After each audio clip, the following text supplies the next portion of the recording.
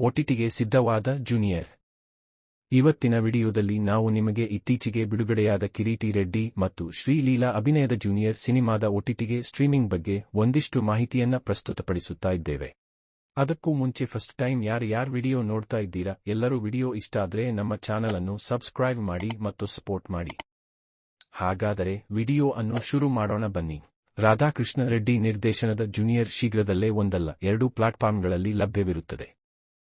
ಕಿರೀಟಿ ರೆಡ್ಡಿ ಅಭಿನಯದ ಜೂನಿಯರ್ನ ಒಟಿಟಿ ಬಿಡುಗಡೆಯ ಸುತ್ತ ಸಾಕಷ್ಟು ಊಹಾಪೋಹಗಳಿವೆ. ರಾಧಾಕೃಷ್ಣ ರೆಡ್ಡಿ ನಿರ್ದೇಶನದ ಈ ಚಿತ್ರವು ಜುಲೈ 18 ರಂದು ಯುವರಾಜ್ ಕುಮಾರ್ ಅವರ ಎಕ್ಕ ಚಿತ್ರದೊಂದಿಗೆ ನೇರ ಘರ್ಷಣೆಯಲ್ಲಿ ಥಿಯೇಟರ್ಗಳಿಗೆ ಬಂದಿತು.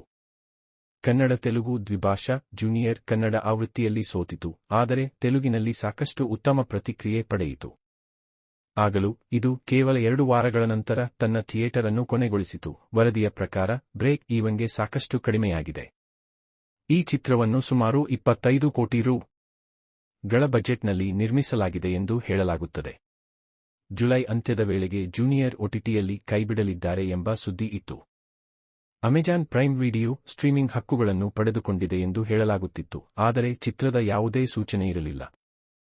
ಆಗಸ್ಟ್ ಪೂರ್ತಿ ಹಲವಾರು ದಿನಾಂಕಗಳನ್ನು ಊಹಿಸಲಾಗಿತ್ತು, ಆದರೆ ಮತ್ತೊಮ್ಮೆ ಚಿತ್ರವು ಸ್ಟ್ರೀಮರ್ನಲ್ಲಿ ಕಾಣಿಸಿಕೊಳ್ಳಲು ವಿಫಲವಾಯಿತು. ಇದು ನಂತರ ಒಟಿಟಿ ಹಕ್ಕುಗಳು ಬಹುಶಃ ಮಾರಾಟವಾಗಿಲ್ಲ ಎಂಬ ವದಂತಿಗಳಿಗೆ ಕಾರಣವಾಯಿತು.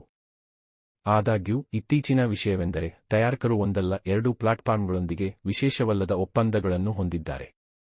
ಈ ಪ್ರಕಾರ ಜೂನಿಯರ್ ಸೆಪ್ಟೆಂಬರ್ 22 ರಂದು ಪ್ರೈಮ್ ವಿಡಿಯೋ ಮತ್ತು ಆಹಾ ತೆಲುಗು ಎರಡಕ್ಕೂ ಬರಲಿದೆ ಎಂದು ಅಧಿಕೃತ ದಿನಾಂಕವನ್ನು ಘೋಷಣೆ ಮಾಡಿದೆ. ಜೂನಿಯರ್ ಅನ್ನು ಸುಮಾರು 4 ವರ್ಷಗಳ ಹಿಂದೆ ಕಿರೀಟಿ ಮತ್ತು ಶ್ರೀಲೀಲಾ ನಾಯಕಿಯಾಗಿ ಬಿಡುಗಡೆ ಮಾಡಲಾಯಿತು.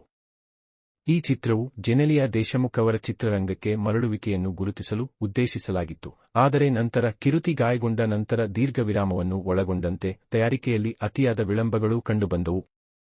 ಅವರು ಮತ್ತೆ ಸಭೆ ಸೇರಿ ಚಿತ್ರವನ್ನು ಮುಗಿಸುವ ಹೊತ್ತಿಗೆ ಶ್ರೀಲೀಲಾ ತೆಲುಗು ಚಿತ್ರರಂಗದ ಅತ್ಯಂತ ಜನಪ್ರಿಯ ನಟಿಯರಲ್ಲಿ ಒಬ್ಬರಾಗಿದ್ದರು ಮತ್ತು ಜೂನಿಯರ್ನ ನಿರ್ಣಾಯಕ ಭಾಗಗಳಲ್ಲಿ ಅವರ ಅನುಪಸ್ಥಿತಿಯು ಸ್ಪಷ್ಟವಾಗಿತ್ತು.